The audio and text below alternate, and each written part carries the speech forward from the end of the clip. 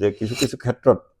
আমাৰ হয়তো এছআৰিৰ আগত বিদ্যা কথাষাৰ প্ৰযোজ্য সৰ্বশিক্ষা অন্যত জয়ফুল লাৰ্ণিং যাতে শিক্ষকক ছাত্ৰ ছাত্ৰী যাতে একো ভয় কৰিব নালাগে 2011-12 চনৰ পৰা যিবিলাক ল'ৰা ছোৱালী আহিছে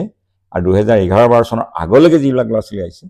দুইটা সেকশনৰ ল'ৰা ছোৱালীৰ শিক্ষাৰ প্ৰতি থকা তেওঁলোকৰ মনোভাৱ এলপি সেকশনৰ ল'ৰা ছোৱালীবিলাকৰ পাঠ্যপুথিৰ বুজাটো অলপ হয়তো বেছি হৈছে মই প্ৰায় কৈছিলো বা কৈ থাকো যে আমাৰ জীৱনটোৰ দিনবিলাক আমি যাপন নহয় উদযাপন কৰিব লাগে নমস্কাৰ মই মনজিত আৰু মই আপোনালোকক অন্য এটা ভিডিঅ'লৈ স্বাগতম জনাইছোঁ আৰু মোৰ সৌভাগ্য ভাল মোৰ শিক্ষাগুৰু ঘিনাই মিলনজ্যোতি স্কুলৰ পৰা আৰু সেই স্কুলৰ প্ৰধান শিক্ষক আজি প্ৰাক্তন ছাৰ অলৰেডি ৰিটায়াৰ্ড হৈছে নৱকুমাৰ ছাৰ মই মোৰ আজি ভিডিঅ'টোলৈ স্বাগতম জনাইছোঁ ছাৰ নমস্কাৰ ছাৰ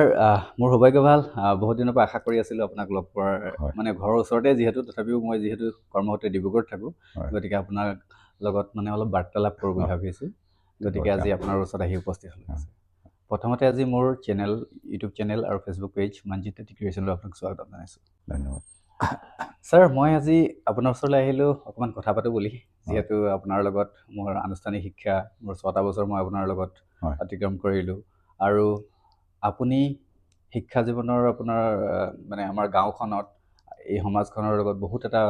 গুৰুত্বপূৰ্ণ আপোনাৰ অৱদান আছে বহুত আপোনাৰ দীঘলীয়া যাত্ৰা ছাৰ প্ৰথমতে আপোনাৰ অকণমান শিক্ষাৰ অভিজ্ঞতা মানে আমাৰ স্কুলখনৰ বিষয়ে অকণমান জানিব বিচাৰিম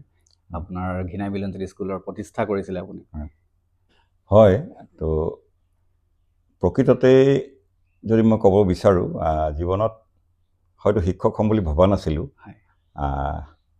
পৰিস্থিতি কেতিয়াবা এনেকুৱা আহিল যে মই শিক্ষাৰ লগত জড়িত হৈ পৰিলোঁ 1984 চনত যেতিয়া গাঁৱৰ ৰাইজে এখন মধ্যইংৰাজী পৰ্যায়ৰ যিহেতু ইয়াত সেইটো লেভেলৰ স্কুল নাছিল মধ্যইংৰাজী বিদ্যালয় এখন খোলাৰ কাৰণে তেওঁলোকে আগবাঢ়ি আহিল আমি তেতিয়া যুৱক আমি তেতিয়া কলেজীয়া ছাত্ৰ আছিলোঁ তেওঁলোকে আহ্বান জনালে আৰু ৰাইজৰ আন্তৰিকতা দেখি আমি ইমান আপ্লুত হ'লোঁ মোহিত হ'লোঁ আৰু ৰাইজৰ আহ্বানক আমি উপেক্ষা কৰিব নোৱাৰিলোঁ আচলতে আৰু সেই সময়ত মোৰ বন্ধুবৰ আব্ৰাহাম থুন তেওঁ যথেষ্ট কষ্ট কৰি স্কুলখন ষ্টাৰ্ট কৰিছিল আৰু মই কলেজৰ পৰা আহি তেওঁক সাময়িকভাৱে আমি সহযোগ দিওঁ বুলি সোমালোঁ কিন্তু ৰাইজৰ মৰমৰ যিটো আহ্বান সেইটো আমি নেওচা দিব নোৱাৰিলোঁ ইমান আন্তৰিকতাৰে ৰাইজে কাম লাগিছিল